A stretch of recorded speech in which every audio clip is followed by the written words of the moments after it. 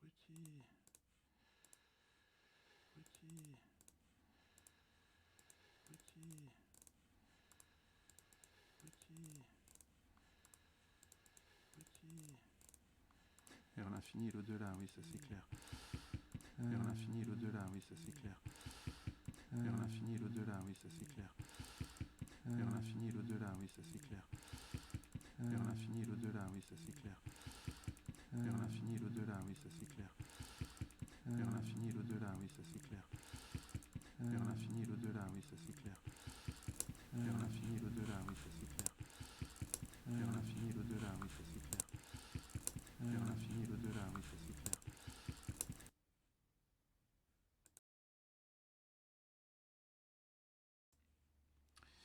Voilà. Ensuite. Putain, il m'énerve, il prend pas mon second écran alors qu'il marchait très bien tout à l'heure.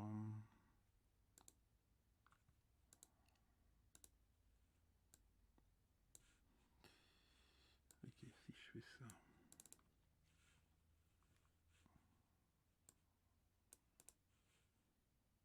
Il est passé où le... Putain, c'est pas vrai.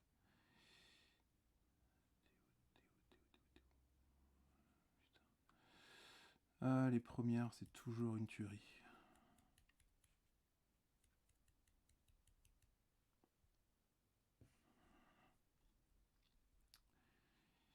Putain.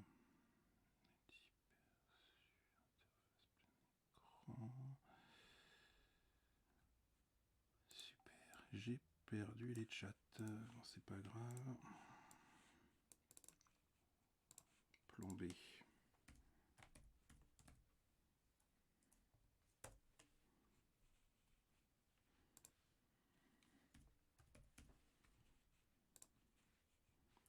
Je suis désolé. Hein. Voilà, parfait. Au moins, maintenant, j'ai le chat. Voilà, il y a l'écran. Ça stream, c'est le principal.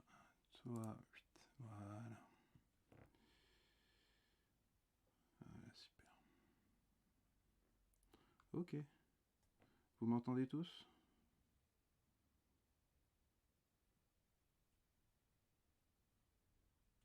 J'ai pas l'impression que vous m'entendez.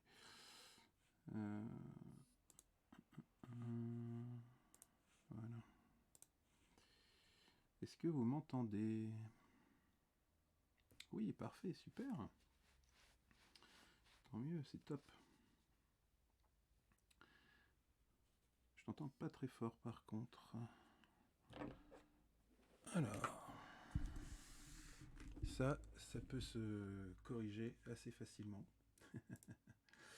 En même temps, voilà, en même temps, je parle pas très très fort non plus. Hein. On va pas se mentir.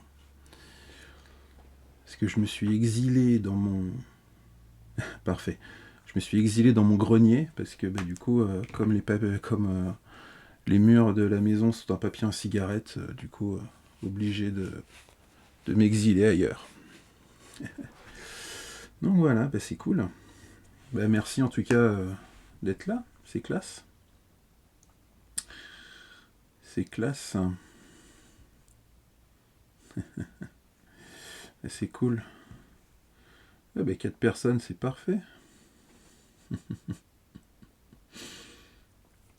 Alors.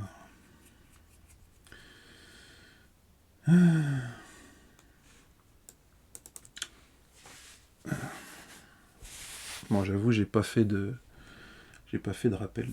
C'est pas bien. La prochaine fois, j'en ferai.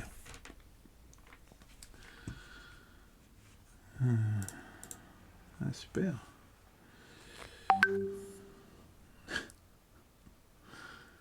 Ah merde, ça va être chiant. Hop là, voilà. Voilà, on va être clean. On va être clean. Ok, bah c'est cool. C'est cool. Ouais, bah voilà, parfait, c'est très bien. Voilà, voilà. Bon. Alors, hop, petit plan. Bon, et ben on va commencer, hein, je pense. Parce que voilà, quoi. À un moment, il faut bien se lancer. Il faut se lancer à un moment. Alors.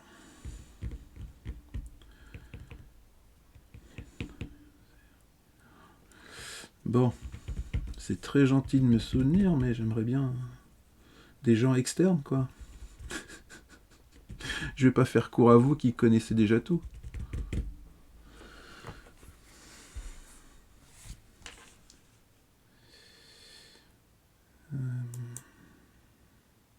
C'est quoi la PO? C'est quoi la PO? Oh, c'est une très bonne question. Oui, mais bien sûr, Christopher, c'est très gentil, merci. Ah, mais de toute façon, je vais commencer. Et puis, l'avantage de ce truc-là, c'est qu'en fait, il est après sur le Twitch pendant 60 jours. Et ce que je vais faire, c'est que je vais récupérer la... Il est adorable. Et ensuite, je vais pouvoir les mettre après sur YouTube en même temps. Donc voilà. Ça, c'est cool. Donc, pour celui ou celle qui veut, ben, voilà. Bon. Allez, ben on va attendre encore une toute petite minute. Ça fera 21h10. Hein, voilà, comme ça. Oui, mais je sais très bien qui c'est. D'ailleurs, c'est grâce à lui si le stream fonctionne déjà. Si le stream fonctionne déjà, c'est un peu grâce à lui. Merci, bêta-testeur. Et donc, oui, comme je disais, bah, fatalement, la lumière est pas top. Hein. Ah bah, c'est un truc de fortune. Donc voilà. Allez. En tout cas, merci beaucoup quand même d'être là. C'est très gentil à vous. Ça me touche. Ça me touche. Alors, ce qu'on va voir en effet ce soir, donc c'est la PO, donc la programmation orientée objet. En fait, on devrait même dire la programmation objet tout court, et pas orientée. Orientée, c'est uniquement pour les langages. Donc...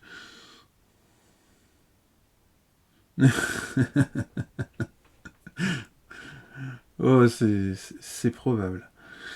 Parce que l'Etna... enfin, parenthèse, mais ouais, l'Etna, c'est... J'y suis depuis un beau moment, donc j'en ai vu passer du monde, c'est probable. Donc, donc programmation orientée objet. Alors, en effet, on va commencer par des choses très simples. C'est tout bêtement qu'est-ce qu'une classe et à quoi ça sert, hein, ni plus ni moins. Et puis ensuite, on va passer par la terminologie, qui est super importante. Et après, on va voir le reste. Mais déjà, on va faire ces deux points-là. Et l'avantage de ces... On voit pas ta webcam si tu parlais de ça. Comment ça, tu vois pas ma webcam? On voit pas mon visage? On voit pas mon beau et doux visage? Ah bah non, je suis con, putain. Exact. Activer. Voilà. C'est mieux ainsi. Ah, pour l'éclairage. Ouais, non, mais en fait, ce côté-là, il est tout noir et ce côté-là, il est tout blanc. Au moins, c'est bien, ça fait un peu bipolaire. C'est pas mal. Donc voilà. Tu.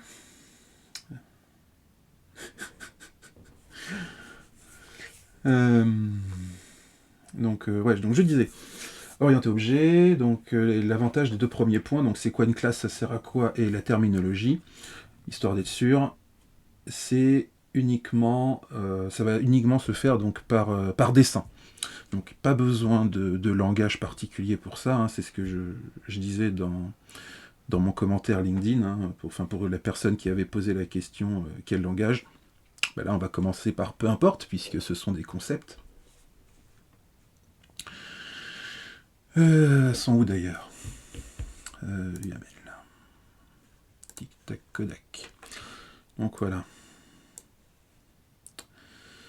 Exactement. Et sauf qu'il manque un code par hasard. Et c'est pas le bon truc. Il manque un truc. Voilà, c'est celui-là.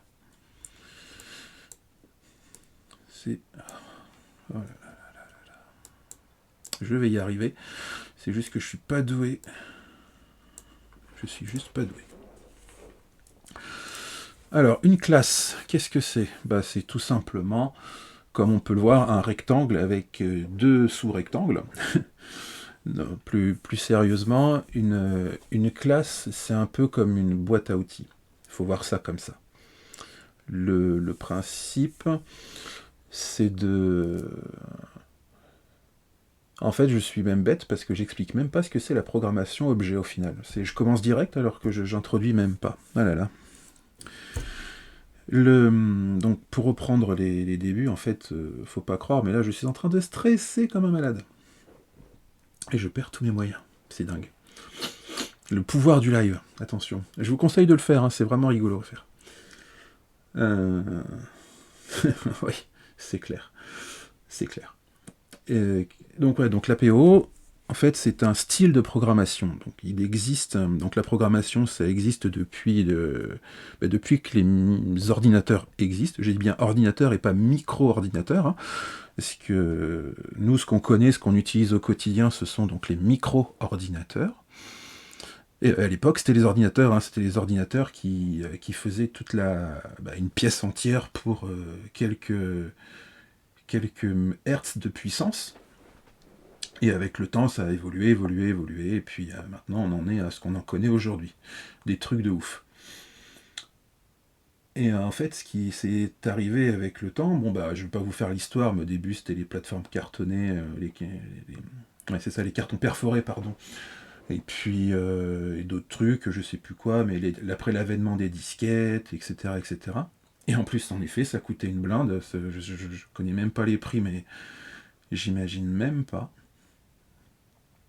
Et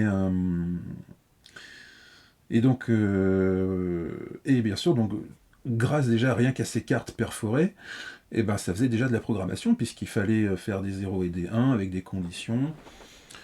Et voilà, puisque, comme on le sait tous, non pas forcément, justement, l'algorithmie, hein, c'est venu déjà bien avant l'avènement des ordinateurs, hein, c'était déjà dans le 18e ou 19e siècle, je sais plus, avec Ada Lovelace. Donc une charmante dame au demeurant, hein, parce que c'est elle qui a plus ou moins inventé l'algorithmie, ça c'est cool. Donc, et après il y a plein de trucs qui se sont greffés par-dessus et avant, enfin bon, je vais pas refaire l'histoire complète, mais c'est la finalité. Et donc aujourd'hui, on utilise plein de choses. Et dans ce courant justement de programmation, donc il y a le très connu procédural. Donc ça a été quand les ordinateurs ont été inventés. Donc là, on a commencé à programmer donc en procédural. Le procédural, en fait, c'est simplement c'est séquentiel. Ça veut dire on lit une ligne après l'autre et on fait des trucs.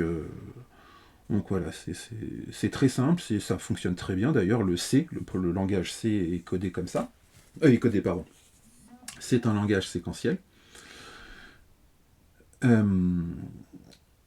Procédural donc, et puis dans les années 70 déjà, même si le C a été inventé dans les années 70, mais quand même il y a des gens qui ont réfléchi et qui se sont dit ça serait bien de faire un langage, j'ai plus le mot, mais c'est un paradigme, voilà, un paradigme sur justement comment on programmerait comment on programmerait dans le futur. Et c'est là que justement que la programmation orientée objet existe. Donc, maintenant, à partir de là, il y en avait encore plusieurs des paradigmes, mais c'est surtout les deux grands courants. Donc on a le procédural et l'orienté objet. Et sauf que les machines n'étaient pas très très puissantes, comme on l'a dit tout à l'heure à l'époque, donc l'orienté objet s'est un peu éclipsé. Et le procédural a fait vraiment son essor parce que le C, quoi, tout simplement, hein, très très connu, super utilisé. Voilà. En gros, quasiment tous les langages qu'on connaît aujourd'hui découlent plus ou moins du C. Du moins, le C a été vraiment une très très grosse avancée. Et donc le C.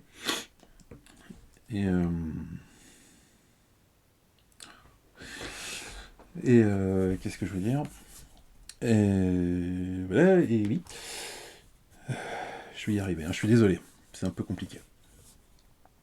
Donc je disais, les deux courants de pensée, et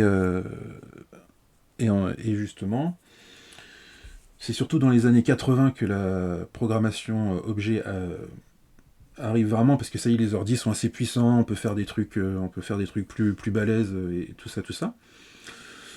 Et donc c'est là que notre périple commence en fait. Et la programmation objet, en fait, il faut considérer ça un peu comme, pas comme si on faisait la cuisine, parce que c'est pas vraiment le but, bien que la finalité soit la même, c'est on part de rien et on arrive à quelque chose, comme un dessin. Bonjour, Furious Mago. Et donc comme un dessin, mais voilà, en fait c'est plutôt un principe de comment dire, de langage de tous les jours. Voilà, c'est plutôt, faut voir ça comme ça. Alors après, bien sûr, hein, c'est un grand concept. C'est un très grand concept. Ce qu'il faut savoir aussi, il y a eu plusieurs versions de langage objet aussi. Voilà, ça qui est très drôle. Il y a eu quelques versions. Donc là, je vais juste présenter la dernière, bien entendu, hein, via les langages que je vais utiliser après. D'accord. Yeah, t'as pas oublié, ça fait plaisir. Et waouh, 10 personnes. Je suis super content, j'avais pas fait gaffe. Bonjour à tous en tout cas. Et donc voilà, mais comme je disais, donc pour les retardataires, hein, pour les retardataires, au début, donc les deux premiers points, donc c'est quoi une classe donc dans la PO, mais je vais y venir, et ensuite la terminologie. Et d'abord, on va uniquement se concentrer sur les comment ça s'appelle, sur le dessin. Voilà, pas de code pour le moment.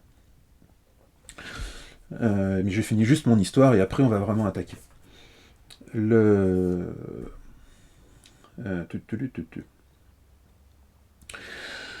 Donc oui, donc il y a eu plusieurs versions. Donc là, je vous présente la dernière. Pourquoi enfin, plusieurs versions. En fait, c'est les langages qui ont évolué, pas vraiment la programmation objet, mais c'est plutôt les langages. Mais suivant les langages, il y a plusieurs façons de voir comment on fait de la conception objet. Voilà. Alors, on va d'abord commencer par déjà le super grand principe de l'orienté objet. C'est tout simplement donc la classe. Ça y est, on y vient. La classe, c'est vraiment donc la boîte à outils de l'objet. C'est quand on crée une classe, que j'ai faite d'ailleurs donc sur mon écran là, que vous voyez tous normalement, vous devez, ouais, c'est bon, que vous voyez tous. Donc une classe, c'est une boîte à outils. On met un peu ce qu'on veut dedans et ça va et on le ressort quand on en a besoin. Alors bien sûr, hein, on le code, hein, bien entendu. Ou on nous le donne, les bibliothèques par exemple. Et donc la classe ici présente, on va donc comme j'ai dit, donc c'est une boîte à outils et il y a et ça s'écrit de cette manière-là.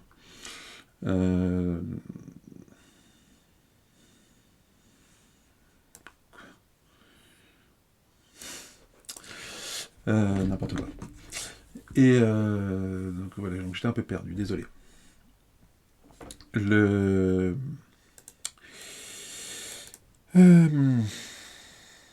Donc, on va y arriver.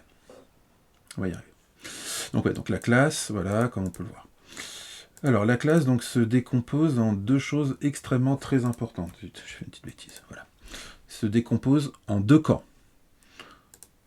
Le haut et le bas, logique, comme on peut le voir, mais en fait, les noms sont extrêmement précis. En haut, on a ce qu'on appelle les attributs. Donc là, on arrive sur le point 2, c'est la terminologie.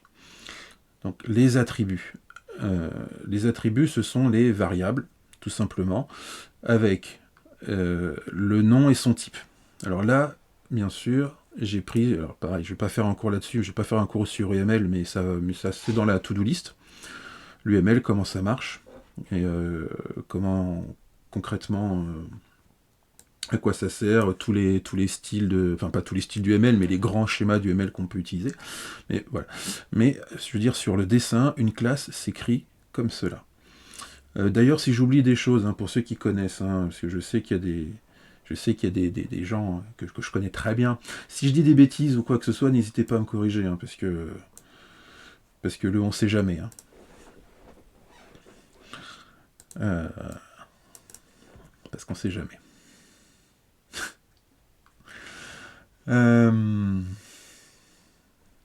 Alors, donc comme je disais, donc les attributs, c'est les variables, et ça s'écrit donc de cette manière-là, le nom et le type. Et justement, le type, ça fait, c'est le type d'une classe. Parce que comme je l'ai dit, on peut avoir des milliards de classes. Parce que là, c'est vrai que je pars d'un peu loin, mais bon, si vous êtes ici, c'est que dans l'absolu, vous connaissez un minimum la programmation, et donc je ne vais pas vous faire ce que c'est qu'une variable. Sauf si vous voulez, hein, dites-le moi en commentaire, je vous ferai une vidéo, ça fait bizarre de dire ça. Et, je ferai une vidéo sur la programmation à partir de 0. Et donc voilà. Donc je disais quoi, donc voilà, les attributs, et en dessous justement, c'est ce qu'on appelle les méthodes, et pas les fonctions, parce que justement, donc l'orienté objet amène sa terminologie. Donc les attributs, c'est les variables de la classe, mais on ne dit pas variable, on dit bien attribut, parce que justement c'est pour bien faire le distinguo entre ce fameux procédural et la PO, tout simplement. Donc on a et les méthodes, pardon, et le nom de la classe en général. C'est ça. Donc, comme je l'ai dit à l'instant, on peut créer beaucoup de classes, c'est pas dérangeant dans un projet. Et ce que je voulais dire, c'était si vous êtes justement, enfin la philosophie finale de l'objet, c'est chaque chose à sa place, et dans chaque classe, il faut en gros, c'est une seule classe, une seule méthode, une seule ligne de code à l'intérieur de la méthode. Bien sûr, ce n'est pas possible. C'est la philosophie extrême de chaque chose à sa place. Donc voilà. C'est pas possible, mais on essaye de tendre vers ça, du moins au maximum quand on programme, parce qu'on se rend compte très vite qu'il faut faire justement une sacrée balance entre la maintenance, la lisibilité, et puis le rester simple. Donc voilà.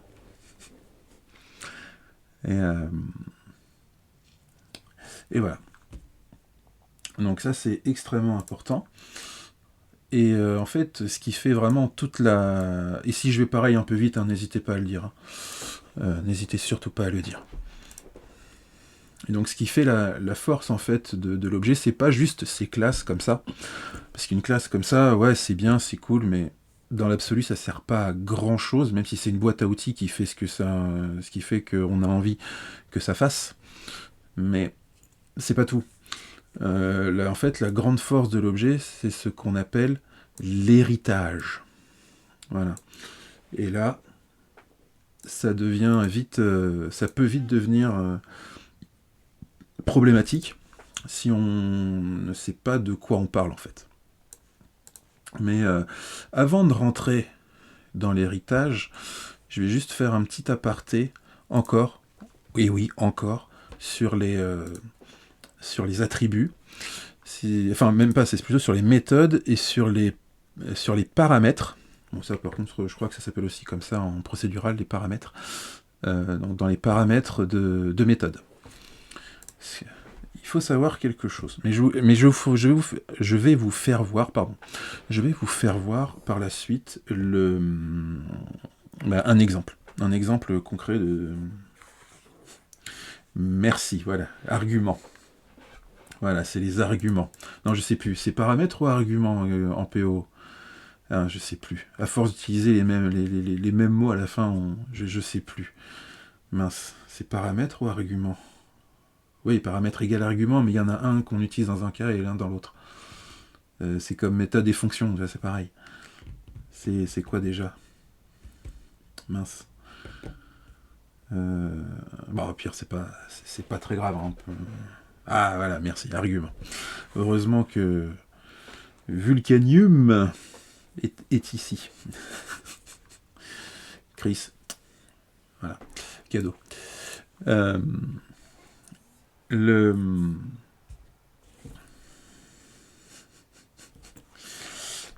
Eh ben dis donc. Et donc ouais, donc je vous ferai voir tout à l'heure justement pourquoi je fais une petite aparté sur les paramètres avec justement la passation des paramètres par référence et par copie, mais on y reviendra un tout petit peu après. Donc voilà, donc l'héritage, donc j'en reviens, donc on revient un peu en arrière, mais l'héritage. L'héritage, donc, c'est ce qui fait la force donc, de la programmation orientée objet. Et il faut juste que je trouve la bonne flèche.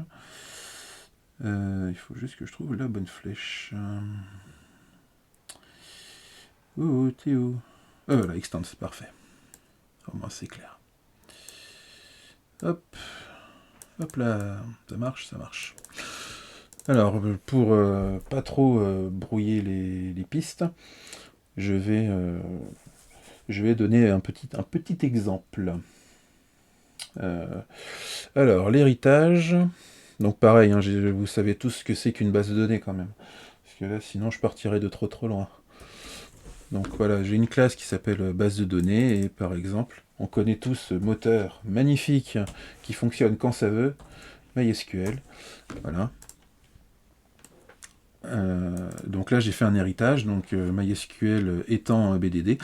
Ça veut dire que tout ce que utilise base de données, tout ce que j'ai mis dans base de données, MySQL pourra le réutiliser. Dans l'absolu, c'est aussi simple que ça. Mais, parce qu'il y a toujours un mais, ce sont les subtilités. Le diable se cache dans les détails. Et justement, on va voir ces détails tout de suite. Donc, dans une classe, également, on parle aussi donc de visibilité. C'est extrêmement important, la visibilité. C'est ce qui fait aussi toujours l'une des forces de l'objet. C'est la visibilité, ça veut simplement dire que on peut cacher ou non ce qu'on veut à l'extérieur. Alors concrètement, ça veut dire quoi? Bien, ça veut dire que quand je code une classe, non, personne justement est censé voir le code que je suis en train de faire, enfin que j'ai produit. Je crée une classe, je la remplis, je fais des choses avec, et ensuite je peux la livrer. Sauf que on attend un comportement donné pour ça. Et bien entendu, si j'ai besoin de créer 50 000 méthodes dedans pour faire un truc, je ne vais pas donner accès aux 50 000 méthodes. Parce que tout simplement, les 49 999 autres, elles sont purement internes. C'est juste pour moi. C'est moi qui les utilise. Donc, c'est pour ça que la visibilité, c'est très pratique. Donc, quand la personne va recevoir ma classe, elle ne saura pas qu'il y a 50 000 méthodes, il n'y en aura qu'une seule qu'elle pourra utiliser. Voilà, c'est tout. Et ça, ça n'explique pas ce qu'est la visibilité, mais c'est la finalité de la visibilité. Et de la visibilité, justement, on a 4 types de visibilité. Alors, on a, je sais pas si je vais les avoir là, mais en gros, donc il y en a 3. Il y en a 3. Le quatrième, il est spécial. On en a 3. On a public, privé et protected. Alors là, les plus que vous voyez ici, là, ça veut dire public. Ça veut dire que tout le monde y a accès. Ça veut dire que si je donne ma classe, on peut faire bdd. Bon là, c'est marqué field, mais je vais appeler ça... même si dans l'absolu c'est pareil, mais au moins c'est en français. C'est mon champ. Tout le monde aura accès à mon champ. C'est pas... Après, c'est bien, c'est pas bien. Après, tout est une question de développement. C'est vraiment le pur développeur qui voit ce qu'il veut partager ou non. Mais voilà. Ensuite, par contre, c'est comment je dupliquer, ça marche?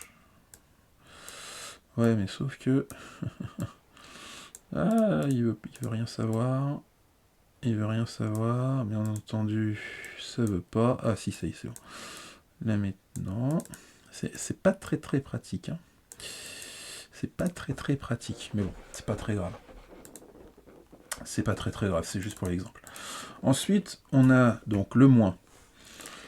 Le moins, c'est justement, c'est ce qui est privé, c'est personne, je dis bien, personne va le voir. C'est purement interne. Il n'y a que BDD qui a la main dessus. Et c'est tout.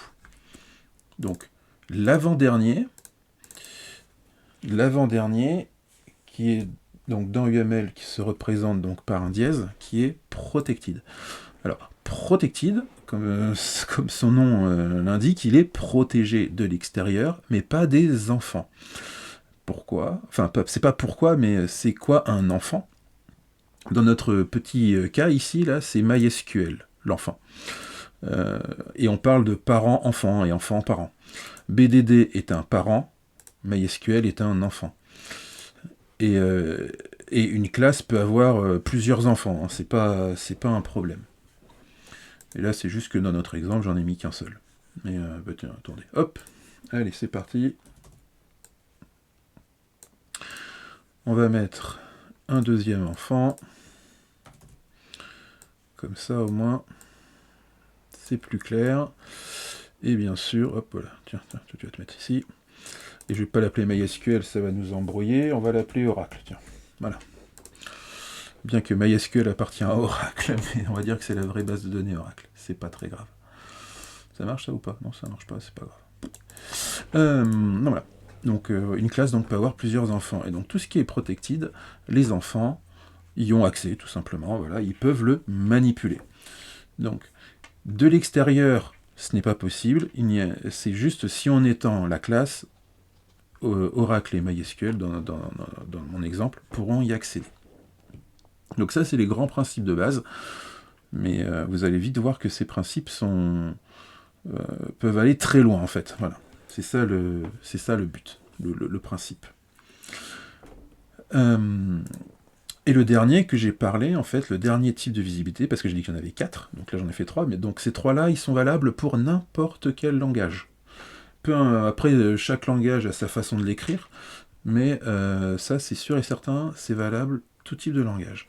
Et le 4e, par contre, il est spécial à ma connaissance que d'un seul langage, qui est package. Alors, je vais pas trop m'étendre dessus, parce qu'il est propre uniquement à Java, au langage Java. Donc c'est pour ça que je m'étends pas trop dessus, mais on le comment dire, on le caractérise. Je sais pas pourquoi, c'est pas grave.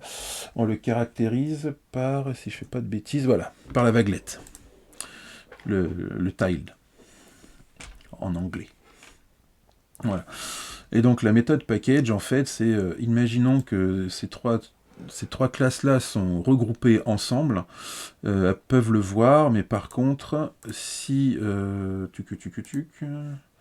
non, c'est pas ça. J'aimerais juste un... Non, ça va faire une classe, tiens, voilà, je vais juste prendre un petit rectangle de base. Hop, hop, hop, to back, voilà. Ceci, on va dire que c'est un package, et que j'ai une classe à l'extérieur, voilà, hop, je vais faire copier-coller, c'est plus rapide, et que j'ai une classe à l'intérieur, Toto par exemple, ben, Toto ne pourra jamais voir méthode type. Par contre, il pourra voir, oui bien sûr c'est mon champ, mais c'est mon champ, on va dire, mon champ privé. Voilà, il pourra voir mon champ public, parce qu'il est en public. Voilà. C'est un peu le principe de la visibilité package. Mais bon, comme j'ai dit, c'est propre à Java. Je passe là-dessus. Ensuite, ce qui est important, toujours dans la classe, donc, on a vu c'est quoi une classe, on a vu les terminologies, et encore on n'a pas tout vu dans la terminologie. Donc là on a fait les attributs, les méthodes et la visibilité. Donc maintenant je vais passer aussi là un peu plus dans le détail, qui est justement le constructeur. Alors là on va rentrer un peu plus dans le code, et là par contre je vais utiliser en effet le langage, parce que là je vais devoir quand même vous faire voir à un moment comment ça se code et tout ça. Donc moi j'utilise le langage Java. Pourquoi Java? parce que déjà c'est le premier langage avec qui j'ai débuté tout simplement. Et en plus il est très très bien parce que il est comment dire, il est extrêmement rigoureux. Voilà. Il est extrêmement rigoureux et c'est bien la rigueur quand on code parce que c'est très très important. Parce que on pourrait faire des débats là-dessus. Hein. C'est quoi la différence entre le bon et un mauvais codeur? Mais c'est pas le but là. Mais comment dire, c'est toute une philosophie en fait qui a derrière. Mais bon. Et donc Java, donc c'est un langage rigoureux, extrêmement verbeux. Pareil, il a une très mauvaise réputation à une certaine époque. Il la traîne encore, cette réputation qui n'est absolument plus fondée. Mais quand on a une réputation qui colle à la peau, ça colle à la peau. C'est bien dommage parce que c'est vraiment un super langage. Et voilà, donc il traîne des casseroles et...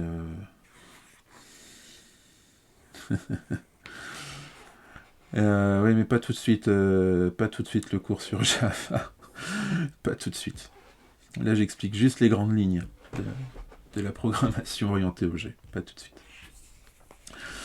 Donc voilà, du coup, moi j'utilise Java et avec un IDE. Donc, pour ceux qui savent, un IDE, je ne vais pas faire, mais pour ceux qui ne savent pas, donc Integrated, alors désolé pour l'anglais, hein, mais je le dis à la française, c'est Integrated Développement Environnement, développement d'environnement intégré. Voilà, donc ça aide à coder plus vite.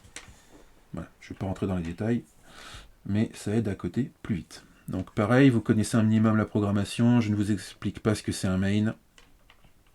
Voilà. Voilà. Donc j'explique pas ce qu'est un main. Du coup, comme je l'ai dit, je vais créer une classe, par exemple. Donc j'avais mis BDD tout à l'heure, mais sauf que là je vais pas mettre BDD. Je vais mettre autre chose. Comment je pourrais la nommer pas Toto parce que ça ferait un peu désordre. Non, mais on va l'appeler.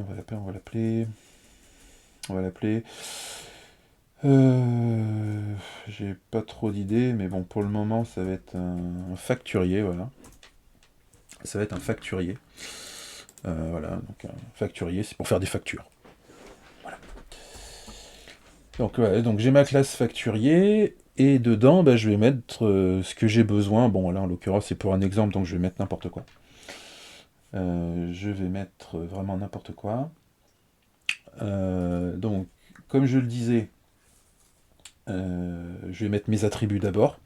Parce que aussi, bien entendu, j'ai toujours vu écrit comme ça, c'est une convention, hein, c'est pas obligatoire, mais c'est quand même mieux. C'est une classe, donc on écrit les attributs en haut, les méthodes en bas et le constructeur au milieu. Donc justement, le constructeur, je vais y venir. Et c'est juste que là, je finis juste d'écrire la classe par rapport à ce qu'on a vu dans Draw.io. Enfin, je veux dire sur le... Ici, là, sur le petit dessin. Donc j'utilise un site qui s'appelle draw.io. C'est très bien. Quand ça veut bien fonctionner. Parce que là, j'ai pas forcément donné le bon exemple. Donc, comme je disais, donc les attributs en haut, et bien sûr, pareil, une des règles de base en objet, une des règles de base, c'est que chaque attribut est privé. Chaque attribut doit être utilisé uniquement par sa classe. Certains peuvent être protected, ça c'est clair, parce que le développement fait que des fois on a besoin d'une variable, ce que j'appelle moi au-dessus, donc chez le parent. C'est pas rare, c'est très commun, mais de base, le principe de base, c'est que chaque attribut est privé. Donc là, je vais dire par exemple que c'est un int, donc c'est un entier, que je vais appeler numéro de facture, par exemple. Voilà. Ensuite, on va mettre justement un autre privé, voilà, un string, donc une chaîne de caractères. Donc ça s'appelle chaîne de caractères tout simplement, que je vais appeler client. Voilà. Et je vais m'arrêter là, Et on fait tout comme ça. Du coup, ensuite, donc, une fois que j'ai mes attributs, comme je disais, le constructeur. Donc en fait, le constructeur, c'est ce qui permet justement de construire la classe. Alors, euh, pour ça, pareil, je ne vais pas vous faire un cours sur la mémoire, mais c'est simplement, ça permet donc de créer une classe. C'est justement, alors, pareil, pourquoi on dit objet, classe, pourquoi on dit tout ça?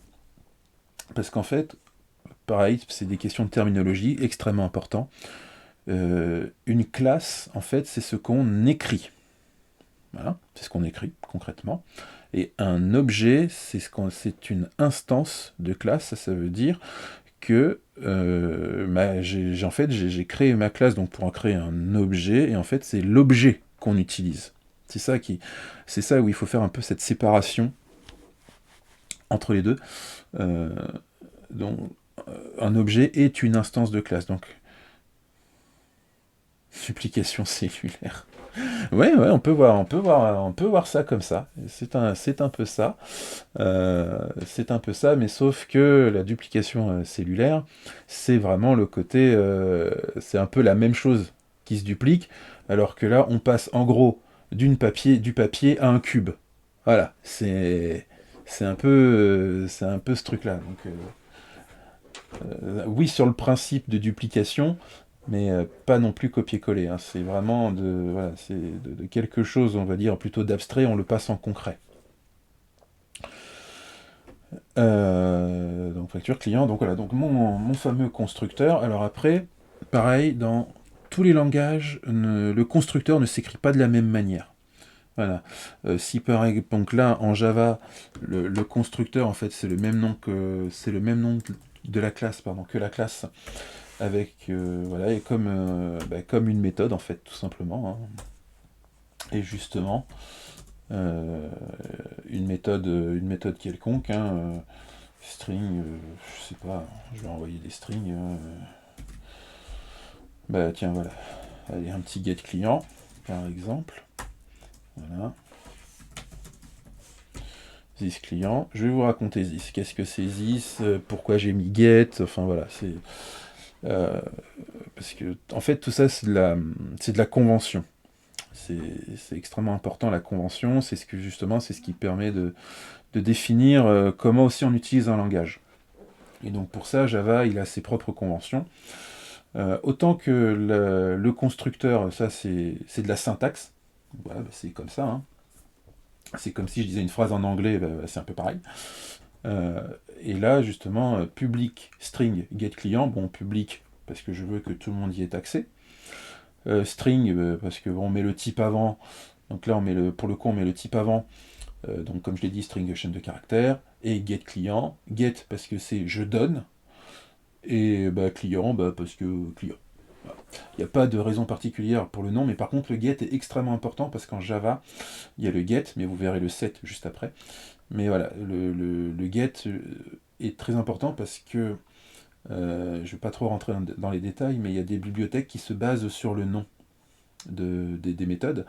Et donc c'est pour ça que là c'est une convention depuis le début, donc get quelque chose, la bibliothèque va regarder s'il y a des méthodes qui commencent par get. Voilà. Donc c'est convention. Ah, c'est comme ça. Des fois, il ne faut pas chercher plus loin que midi à 14h. Donc, et là, on va faire un set client, donc exactement pareil. Hein. Et on a de recevoir, mais on a aussi donné. Hop. Exprès, je mets client str, donc voilà, on a notre string. Voilà, et pareil, maintenant je vais vous expliquer c'est quoi le this. Et ça va atterrir dans la partie numéro 3 de mon petit sommaire. C'est quoi la référence, c'est quoi la copie, tout ça, tout ça. Ah, ça s'enchaîne super bien, dis donc. Client str. Alors, le principe, donc, comment dire, en fait, pour bien comprendre, je vais même enlever str. Voilà. Alors, comment ça se fait que this client égale client, comment ça se fait que le langage, la machine, ne se mélange pas les pinceaux en disant mais attends, quel client et quel client. Justement, tout vient du this. Alors pareil, le this est utilisé quasiment dans tous les langages, en plus par le mot this. En PHP, on a le mot this, en JS, on a le mot this, en Java, on a le mot this, en CPP, on a le mot this, enfin voilà. Donc le terme this est extrêmement utilisé dans beaucoup de langages. Et donc le this, littéralement, enfin peut-être pas littéralement, mais ça veut dire soi-même, c'est pour soi. Donc tout simplement, this client, ça veut dire mon client à moi. Voilà, mon client à moi. Pourquoi mon ? Parce que je suis la classe facturier. Donc facturier, c'est mon client à moi. Voilà, c'est mon client. C'est mon client, c'est mon string client à moi. Et le deuxième client, donc qui est ici, là où j'ai mon curseur, lui, par contre, en fait, comme il vient de l'extérieur, c'est un autre client, c'est autre chose. Pardon, excusez-moi. Donc c'est autre chose. Et en fait, on distingue bien... Enfin, je veux dire, la machine, elle distingue vraiment les deux. Hein. Par contre, si je fais ça... Par contre, là, le gros problème, c'est que client égale client, il ne sait pas de quel client on parle, parce qu'on a deux clients, donc on en a un ici et un ici, déjà un duquel on parle, parce qu'on ne sait pas, même si pour nous, codeurs, c'est évident qu'on veut dire que ce client-là, c'est celui-là, mais la machine, elle ne le sait pas, et par défaut, enfin du moins Java, lui, il va prendre de base le paramètre. Mais du coup, ça va pas très très bien marcher. Donc c'est pour ça qu'on le dit, non, c'est le client de facturier. Mais là, comme on est dans la classe facturier, donc c'est mon client, donc this. Voilà, tout simple. Je dirais tout simplement, mais oui, c'est évident quand on le sait. Quand on le sait pas, c'est un peu encore compliqué. Et le this se balade pas uniquement que dans la classe. Si on a un parent-enfant, hop, je reviens ici. Si on a un parent-enfant, en fait, le this, il va se balader vraiment dans la classe parent et dans la classe enfant qui l'utilise. Si j'utilise this dans le parent, il sera visible que le this sera utilisable que dans le parent. Par contre, si j'utilise this dans MySQL, par exemple, le this sera effectif en effet dans MySQL, mais aussi dans BDD. Voilà. Mais pas dans Oracle. Parce que Oracle, c'est autre chose encore. Voilà. Certes, c'est un enfant de BDD, mais le this ne peut pas se balader partout comme il veut. Non, c'est vraiment uniquement en ligne droite. Voilà, il faut voir ça comme une ligne droite. Voilà. Pareil, hein, toujours pareil. Si je suis pas clair, trop rapide, n'hésitez pas à me le dire. Donc voilà. Et donc le constructeur. Donc je reviens un peu sur mon constructeur. Donc voilà, c'est ce que je disais tout à l'heure. C'est ce qui nous permet de passer d'une classe à un objet, et ensuite on va pouvoir utiliser cet objet. Hop, je sauvegarde. Et quelque chose qu'on n'a pas dans le Java, qui n'existe pas en fait, tout simplement, c'est le destructeur. Et si on a un constructeur, il existe potentiellement un destructeur, mais pareil, c'est valable uniquement que dans certains langages. Donc là, je peux pas vous le faire. Mais voilà, si on a un constructeur, il existe potentiellement dans certains langages un destructeur. Le seul destructeur que je connaisse, il est dans le CPP, dans le C++. Et dans une moindre mesure le C. Mais bon, comme je le disais au tout début, le C est procédural. Donc automatiquement, vu que c'est séquentiel, si on crée, on détruit derrière. Mais c'est ce principe de destruction. Alors, donc, les attributs de la classe ne sont pas accessibles via toutes les classes filles avec les is. Et voilà, tout à fait, ils ne sont pas accessibles. Donc, je reprends très rapidement pour que je dise pas de bêtises. Alibagab. T'es où, t'es là. Voilà, donc en effet, Gab, oui. Ouais, je m'en suis douté quand j'ai vu la fin. Mais ceci dit, c'est très bien de préciser, si c'est pas clair, faut pas hésiter. Donc je reprends très rapidement. Donc en effet, le this ne se voit uniquement que pour la classe tout seul, donc lui-même, hein, donc soit BDD, soit MySQL, soit Oracle, mais pour peu que ça soit un enfant, si c'est un enfant, il peut aller vous chercher dans le parent. Mais ça s'arrête là. Il ne va pas aller voir chez les frères et les sœurs. Voilà, c'est juste chez le parent. Voilà, donc le this de MySQL sera valable uniquement pour MySQL et pour BD. C'est tout. Voilà. C'est plus clair ? Parfait. Parfait.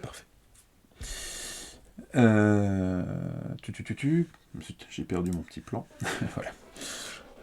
Alors, le principe encore, donc voilà, get client, le this, donc ok, ça c'est bon, on l'a vu, int, bah voilà, bah, du coup,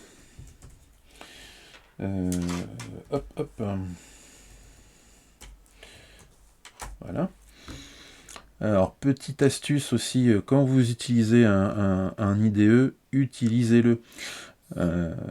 Justement, bon là pour Java, comme je l'ai dit, la convention getExec, c'est une convention, donc à chaque fois que vous faites un attribut, et si vous voulez l'exposer, c'est toujours pareil, hein, si vous voulez l'exposer, donc on met du public, donc à chaque fois on est obligé de faire get machin, set machin.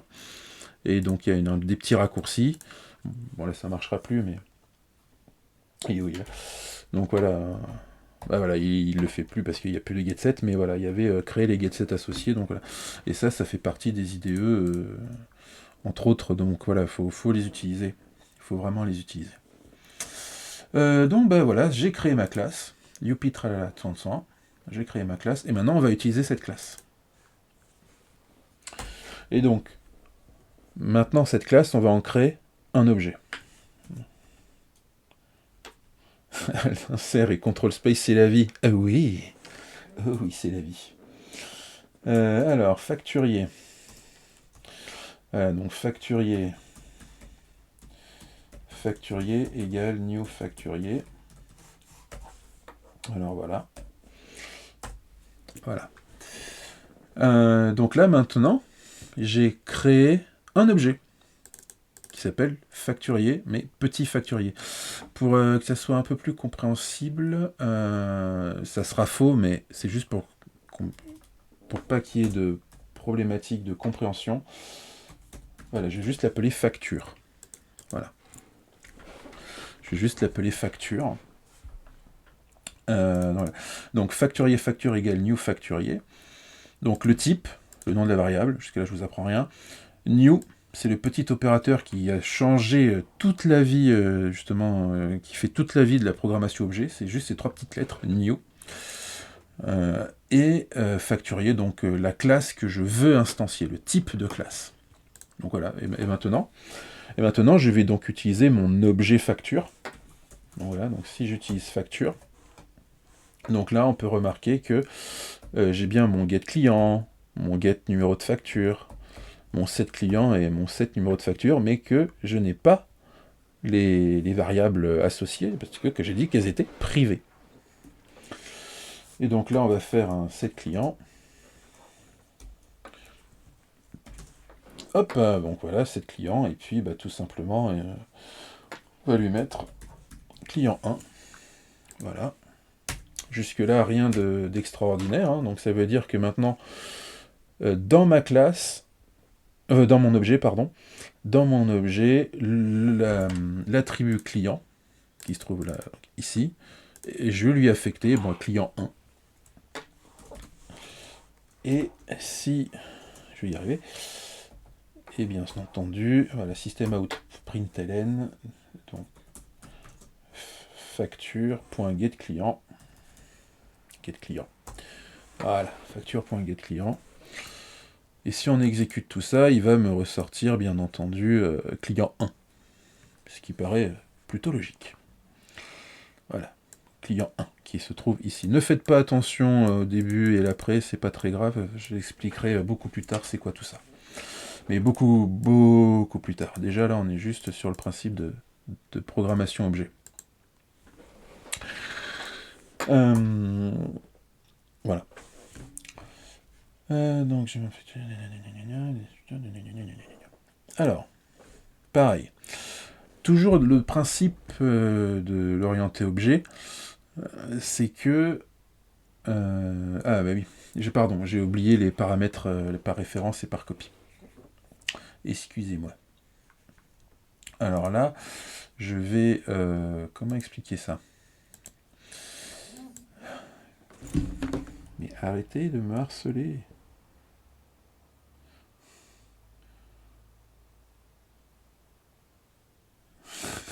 Mais arrêtez de me harceler.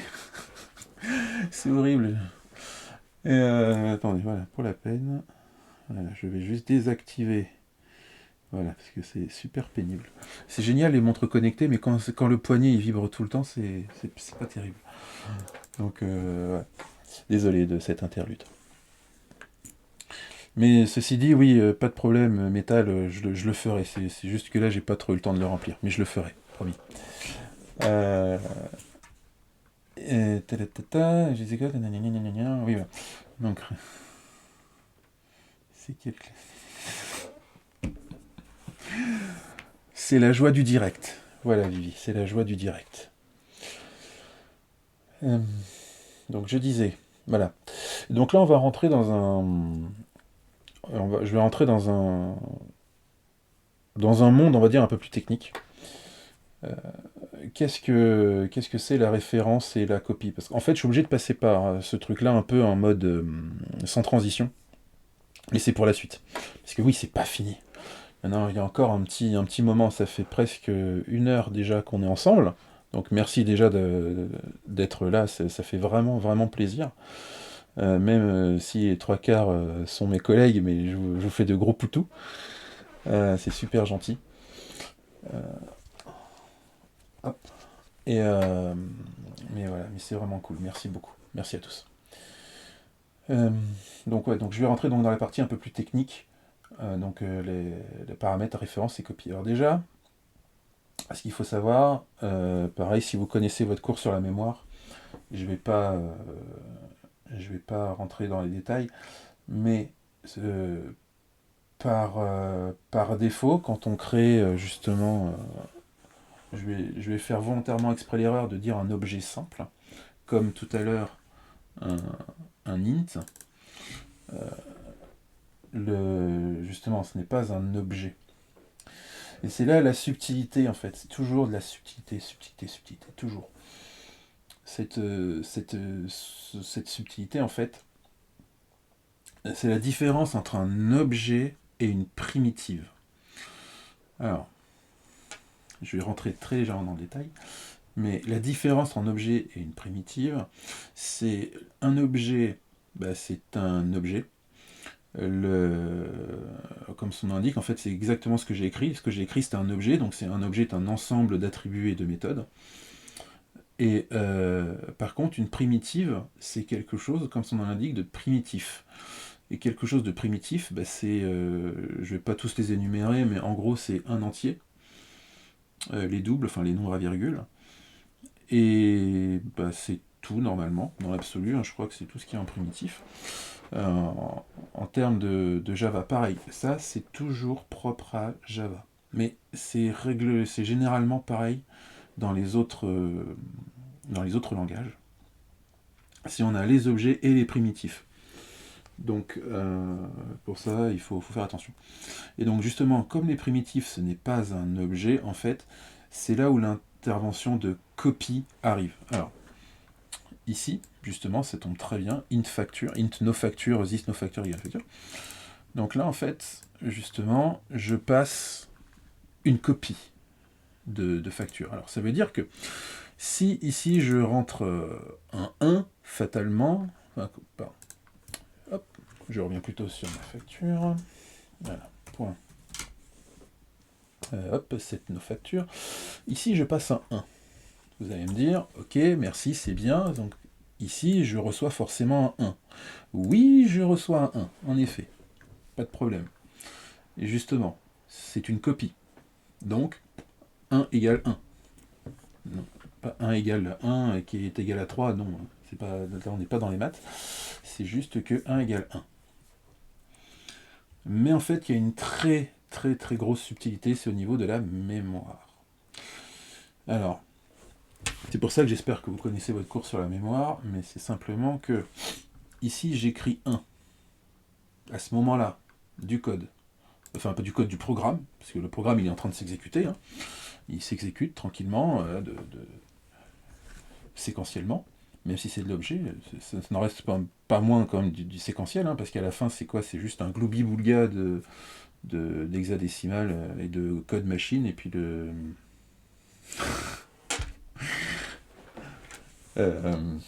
Chris s'arrête.